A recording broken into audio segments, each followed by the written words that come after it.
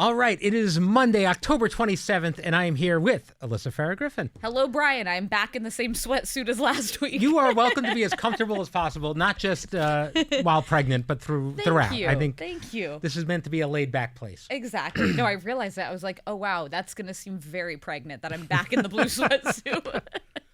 I mean, it's good to be with you. Maybe I'll put on a blue sweatsuit. Why It'll be not? fine. Why not?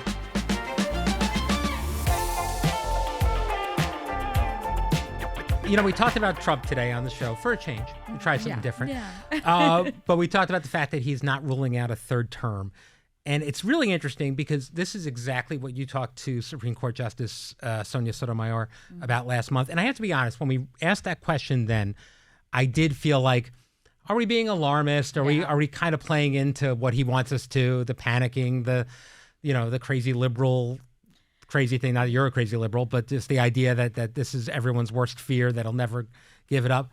But at a certain point, you have to kind of take what he's saying seriously. That was the thing. I wrestled with it with the Sotomayor question because I felt like a conspiracy theorist. Like I felt like I was giving into an alarmism that I'm like, is this premature? Is it not? But it started to get asked about in the mainstream media, was a discussion that advisors around him had weighed in on. So I'm like, why not get the opportunity for a Supreme Court justice to weigh in on it? And her answer was incredibly telling. I want to ask you, obviously, the 22nd Amendment prohibits somebody from seeking a third term in office. Do you believe the 22nd Amendment is settled law? The Constitution is settled law. Yeah. No one has tried to challenge that. Until somebody tries, you don't know. I usually don't ask questions not having an idea of what the answer will be. I generally feel like I have a sense of it. With that one, I really didn't know, and I was floored when she essentially said it hasn't been tested, which is more or less saying it's not settled law and it could be challenged. Now, you know Donald Trump better than anyone else at the table, although Joy was at his wedding. Yeah, I never got a wedding event. I mean, Do you feel like that would be his goal, that he wants to stay in office? It's funny because I've talked to my husband about this, and I kept saying to him, I feel weird even entertaining it, but I cannot, knowing Donald Trump, believe that come midterms in 2026, when whoever takes back Congress, if Democrats do, if Republicans hold it, whatever, the day after midterms, the presidential election begins in earnest. That's just, we have long political seasons in America. So all eyes in the center of the political universe on the right would shift to likely J.D. Vance or Marco Rubio, whoever's going to be the next in line after Donald Trump. And I just don't see him being okay with 2 years left of being treated like what we call a lame duck president. Somebody who has limited ability to get things done, who's basically seen as an afterthought, and the focus is on the new rising political talent. I have a hard time believing it. The other thing is, I was one of those folks in 2020, even earlier. I remember Mick Mulvaney, one of Trump's first White House chiefs of staff, getting asked about, will he leave office? Because there was this scuttlebutt in the press of like, maybe he won't if he loses to Biden. He wrote an op-ed about it, didn't he? And Mick very forcefully pushed back. Mick's a friend of mine, someone I actually think very highly of, but he was like, of course he's going to leave office. It never honestly even occurred to me in the last term. So now I'm like, I'm not going to get caught flat-footed again. You've got very senior advisors around him like Steve Bannon talking about it. You've got what's definitely trolling type stuff where they're selling merch, Trump 2028. But I think it's something that has to be considered. But the point I tried to make at the end of the show, which I wish I had, or the end of the first segment, which I wish I had elaborated on further, is I do want people to pause and take a deep breath that if he found a remedy to run again in 2028, that does not mean he is president. That still means I don't know of there's no legal remedy within the framework of the Constitution, or even with changing the 22nd Amendment that would allow him to simply be elected. He would still have to stand election against whoever the Democrats nominate. So I personally believe virtually any president in modern history, generally by that point in their presidency, for him it would be, the end of his second term, the public's over it. I think that public sentiment is going to change. I think that we're cyclical in nature in our politics, and the public is going to be ready for someone new. So even if he somehow pulls off getting the nomination again, I'm extremely bullish that he would not then win in a fair and free election. This calls back to something you said at the table a couple of weeks ago, which kind of sent some shockwaves around, because you said that right now, in your opinion, he would win by the same margins. Yeah. That was a week or two ago. Yeah. But you still feel that way? I think I still do, to be honest. Yeah. But what I'm saying, 2028, that's 3 years from now. No, it is. I'm just curious. Yeah. Yeah, because you said things might change. Yeah. Others would say it's already changed, but you don't feel like we're there. I mean, listen, polling on approval around issues is dropping for him. His approval is way below where you want it to be at this point in someone's presidency. My point is more that I don't believe that Democrats would have, if the election were reheld today of him versus Kamala Harris, I'm not convinced that she would have gotten those millions of votes he got of the popular vote and would have flipped enough swing states. She's also likely less popular now than she was on election day, too. It's as much about what the counter is. I do not think Democrats are going to be caught flat-footed in any way in 2028. I think they have the next 3 years to come up with the most formidable bench of candidates and then ultimately nominee to run against, whether it's Trump, whether it's Rubio, whether it's Vance. And I think that's a very different story. Keep in mind also, a million things are going to happen between now and then.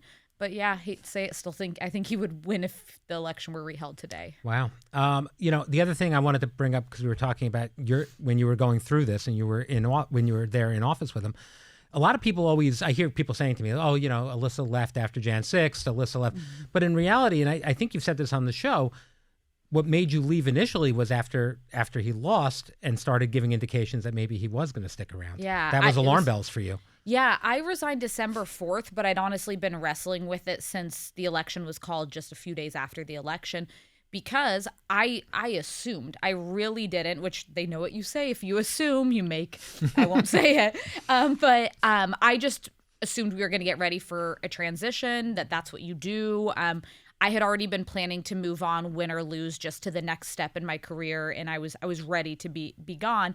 But when I started seeing his senior advisors talking about it was stolen, challenging the results of the election, and then hearing the then president and now president again echo that, I was totally uncomfortable with it. And honestly, I probably would have resigned sooner, except I was worried about giving up my health care. And I remember my husband being like, we'll make it work. Don't stick around because of your health care, because you're tying your integrity and name to what, in my opinion, and I factually speaking, were lies about the election and were lies about what the outcome was going to be. All right, let's change gears a little bit. But tomorrow we have a big show. We have Kim Kardashian coming, among other people. But also we have ABC News chief Washington correspondent Jonathan Karl with us to discuss his new book, Retribution, which I know you've read. The book features former Vice President Pence's never-before-published notes, where he documents Trump calling him a wimp during their final phone call on Jan 6th, 2021, just hours before Congress certified the 2020 election of Joe Biden. Did you know about this? I did, and I actually, because when I was reading the book, I was like, was this not public before? But I realized I probably knew it from Mark Short, Pence's chief of staff, and had assumed it was public. But this book is excellent. So I've read every book John Karl's written, because you read it like an interesting news article or news profile you can't get to the end of. Like I'm a slow reader. I got through it in a few hours, and it's a pretty thick book. So I'm very excited to have him. But yes, that particular anecdote to me, I filed away for any time that people are like, why won't Republicans stand up to Donald Trump? The answer is Mike Pence. Where is Mike Pence? Somebody who was once one of the most formidable figures in Republican politics, somebody who was the second most sought after fundraiser person to show up at your campaign event, someone who traveled all over the country ahead of the midterms when Trump was in office, and was somebody who himself potentially could have been president down the road. But he made a decision to, in my view, do the right thing and uphold the Constitution and certify the election. And his career's effectively over in politics. I'm not saying that as a dig at him. He would agree with that assessment. He's still doing what I think is really important policy work. He's been really vocal on how dangerous the tariffs are. He pushed back very heavily against RFK, and he's got some really smart policy advisors around him. But he effectively sacrificed his entire political future to do the right thing. And I think there aren't a lot of men and women in Republican politics in Washington, and I would actually argue in politics in general, who are willing to throw away their entire future to do what's right. And it's really sad. We do not live in the era of the John McCains, the Pat Toomeys, the Mitt Romneys. Like, it's just, it feels over. It feels like it's a much more I'm in this to win this and to benefit myself with the people we've elected in Washington. Yeah, and people forget how important Mike Pence was to Donald Trump, having credibility with traditional conservatives in the beginning. It was a big deal. But. Yeah, I'm not sure he would have won the election without Mike Pence. He helped bring in evangelicals, conservative Catholics, and gave him credibility on issues that he was very much seen skeptically with the base. But even in office, I mean, I could point to a number of his first-term successes that just frankly wouldn't have happened without Mike Pence. But it shows that you could get him, his biggest bills through Congress, his big legislative achievements, things on the international stage. But to break with him was that was a step too far. Now we're on day 27 of the shutdown. The Department of Agriculture has now said federal food aid will not go out on November 1st. You called on lawmakers to either negotiate or get out of office. The table's definitely blaming the Republicans on this. You're seeming to you think there's blame to go around here, I know. Do people understand the gravity of this? I hope. I personally I'm just sick of politics on issues that truly impact the American people. And I think that shutdown politics are getting to a place like we're close to the brink where people are just simply going to feel it. My text chain with my mom and my sister at one point was on some of these benefits when she was young and a young mom, was her saying people in my neighborhood aren't going to be able to do Thanksgiving dinners. They rely on getting their SNAP, EBT benefits to do it. WIC nearly expired. There was an intervention, but I think that there's going to end up being further losses there. And I don't think that anyone should be making, even if it's a valid or a worthy political policy argument, at the expense of people getting aid that they were promised they're going to get. I get it, but the partisan politics of it seem to be really, really small in comparison to the human cost. And for what it's worth, I think that if Democrats were to take John Thune's word, Leader Thune's word, that if they vote to reopen the government, he will give them a vote on this 1-year extension of Obamacare subsidies. I do believe it would pass the Senate. I think it would pass the House because you've had Marjorie Taylor Greene supporting it, Mike Lawler in New York, a number of Republicans who are either more moderate or their districts are really impacted. And Democrats would be able to message that as a win because they held out for that and they're at least getting some degree of an extension on it. And Sarah made this point to me off air, but if God forbid Republicans then lied and didn't give them the vote to extend Obamacare subsidies, then they go into the midterms being like, the reason your health care costs are going up is because we were lied to and we tried to fight for you. So to me, I think the politics of the shutdown, it just needs to be over. I don't think it's right to have the American people hanging in the lurch, especially while Congress continues to get paid, have health care, get their paychecks on time. Absolutely. All right, now let's switch gears a little bit. Halloween is this Friday. Are you a Halloween person? Will there be, in your private life, will there be fun costumes? So I'm usually a very big Halloween person. I'm basically, the holidays are Halloween to New Year's. It's my favorite time of year. I love Halloween. I love Thanksgiving. I love Christmas. I love New Year's. But this year, I am quite pregnant. I thought about, because usually we would at minimum I would dress my dogs up. Usually I would dress up and just hand out candy. It gives you creative opportunities. It sure does. Yeah. But my husband surprised me with a little spa getaway. Oh. Now it is in a very folly, beautiful part of Connecticut. And I'm still going to dress the dogs up because they're coming. Sure, they're coming with up. us. So we're doing kind of a different Halloween than usual. But I'm so excited. I've been watching scary movies since October 1st. All right. I'm just going to take this opportunity to get the. Yeah, you're watching scary movies, or your daughters are. I've heard. So my daughter, my oldest daughter, is 14 years old, and she is toe dipping into scary movies. So she watched Scream and she really liked it, and then she had a sleepover with friends and they watched Halloween, the original Halloween, in someone's backyard. The on a big backyard screen. of it is the scariest part. Terrifying. But she's scared. Yeah. She's fun scared, but scared, and comes home, and I've been waking her up on her alarm with the Halloween theme and stuff like that. And so I'm debating whether this makes me a fun dad or a monster, but I kind of want to scare the hell out of her. So I have this being delivered later today. It's a Michael Myers mask. And I'm going to torment my daughter. You were asking the host for our opinion. I think Sarah and Sunny came around that you have to do it and it's character building. I think I support it. The only thing is I am a scaredy cat. I love to watch scary movies like this. Yes. But then I will play them in my head at 3 a.m. for months on end. So just be prepared when in a month she like jumps into bed with you and your wife Yeah, for the I'm first time in psychologically years. scarring her. I don't know, but I can't stop. But it is hilarious. In my head, all I can think about is how funny it'll be when I jump out of her closet or am waiting at the end of the hallway when she's like going to bed or something. Just silent and still. Exactly. Just, yeah. Or walking very slow. Yep. Yeah. I know they always walk slow and people still can't get away. Yeah, it's a TikTok challenge, the Halloween Michael Myers challenge. Have you seen this? No. It's can I like get out of my car into my house and unlock the door before someone walking slow? Yeah, comes and gets Yeah. me. And they never can. They're always No, juggling exactly. the They're keys. jingling their keys. I will say Halloween, like all of the Halloween movies hold up so well though. They're still genuinely scary to me. They check all the vibe boxes for Halloween because like it look like it's the Halloween season and feels folly.